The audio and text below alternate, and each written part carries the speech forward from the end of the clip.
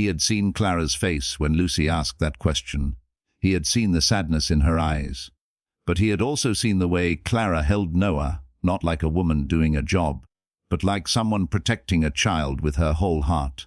That evening after supper, Ethan found Clara washing dishes alone in the kitchen. The children were in the next room playing quietly with wooden blocks. "You don't have to do everything by yourself," he said. Clara kept her eyes on the water. "I'm used to it." Ethan stepped closer. "Being used to something doesn't mean you deserve it." Clara's hands stopped moving. For a moment, the only sound in the room was the soft crackle of the fire. Then she spoke, her voice barely above a whisper. "I had a family once." Ethan did not interrupt. Clara rarely spoke about herself, and he knew this was not easy. "My husband was named Thomas," she continued, "and we had a little girl, Anna. She had brown curls and a laugh that could fill an entire house." Her voice broke. "One winter night, there was a fire. I was away helping a neighbor who was sick. By the time I came back, she could not finish." Ethan lowered his head. He understood grief. His own wife had died after a long illness, leaving him with 3 frightened children and a ranch that suddenly felt too large to manage alone. He had spent years trying to be strong for them, even when he felt broken inside. "I'm sorry," he said quietly. Clara wiped her eyes. "After that, I couldn't stay anywhere. Every house felt empty. Every child's laugh reminded me of what I lost." Ethan looked toward the doorway, where Lucy was now peeking around the corner. The little girl had heard enough to understand that Clara was hurting. Lucy walked slowly into the kitchen, holding Noah's hand. Samuel followed behind them, trying to act brave, though his eyes were full of concern. Clara quickly wiped her face, embarrassed that they had seen her crying. But Lucy did not ask questions. She simply walked up and wrapped her small arms around Clara's waist. Noah copied her, hugging Clara's leg. Samuel stood still for a moment, then stepped forward and placed one hand gently on Clara's arm. "You don't have to be sad alone," he said. Clara looked down at the 3 children. Her heart trembled. For years, she had believed love only brought pain because love could be taken away. But in that kitchen, surrounded by 3 small children who had known their own loss, she began to understand something different. Love could also return. It could arrive quietly in a mended old dress, a scraped knee, a small hand reaching for yours, or a child telling you that you did not have to be sad alone. The next day, a storm rolled over the mountains. Dark clouds gathered above the ranch, and heavy rain began falling across the fields. Ethan had gone to town for supplies before the weather changed, leaving Clara with the children. By afternoon, the wind was strong enough to shake the shutters. Noah became frightened by the thunder and refused to leave Clara's side. Lucy tried to be brave, but every loud crack of lightning made her jump.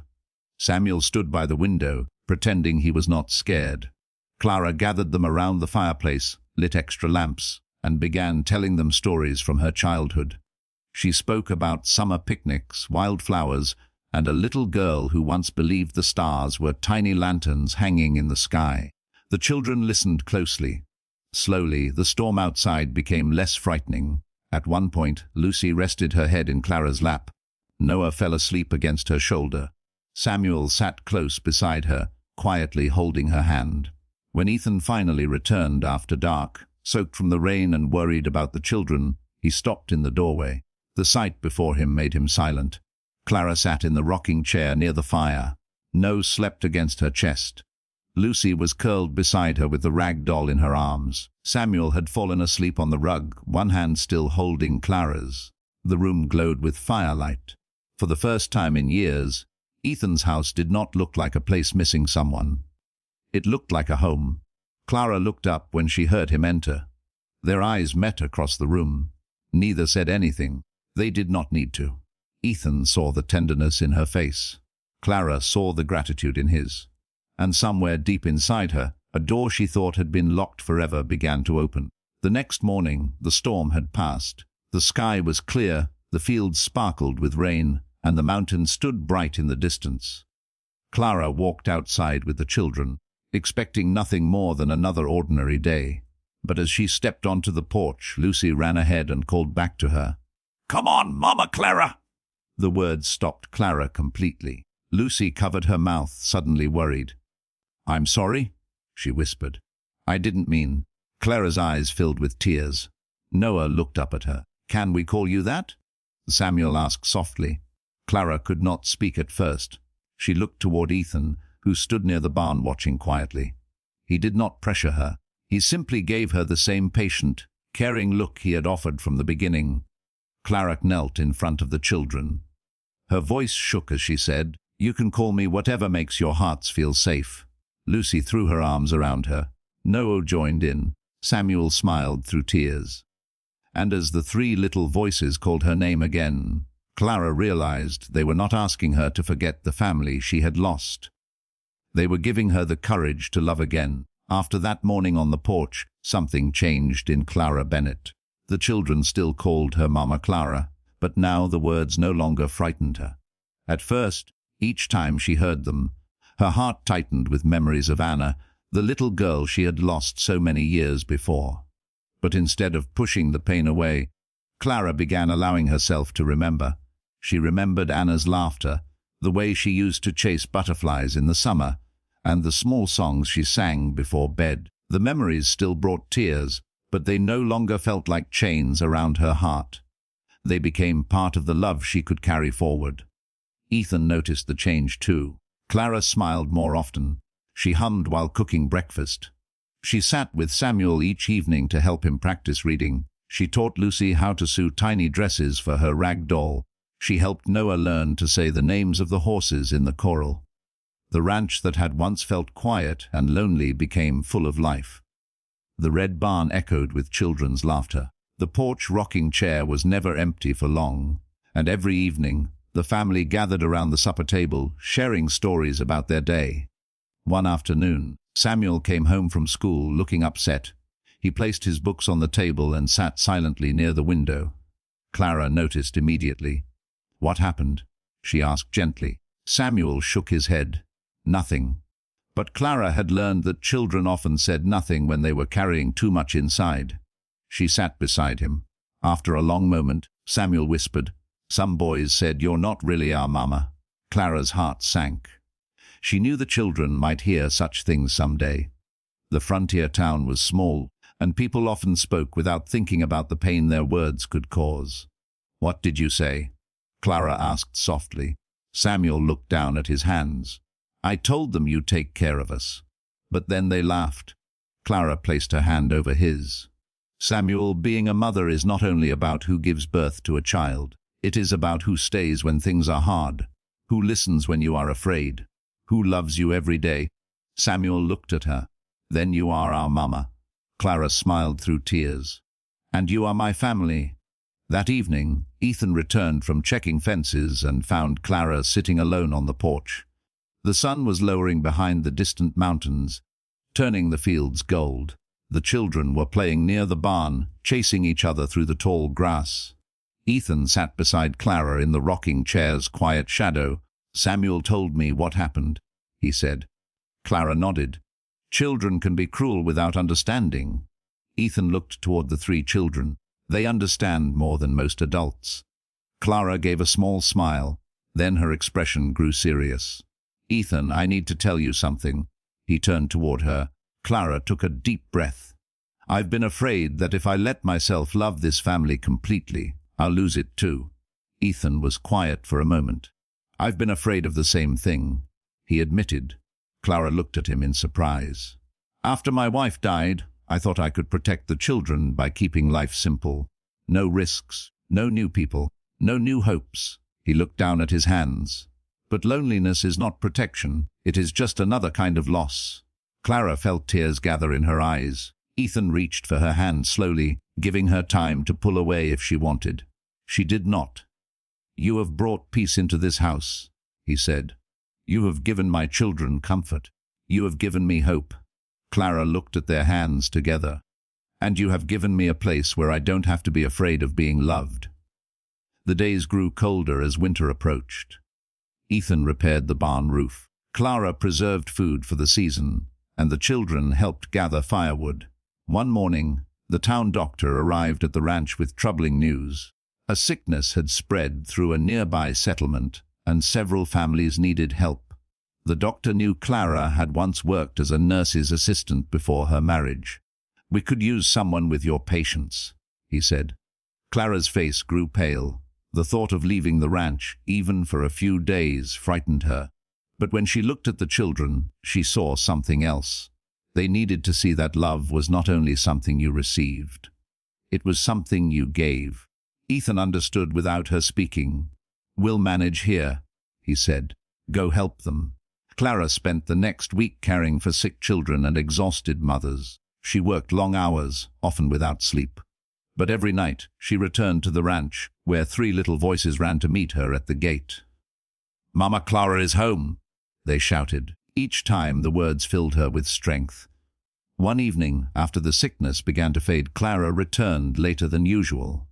Snow had started falling across the fields. The ranch house windows glowed warmly in the distance. As she approached the porch, she saw Ethan waiting with the children.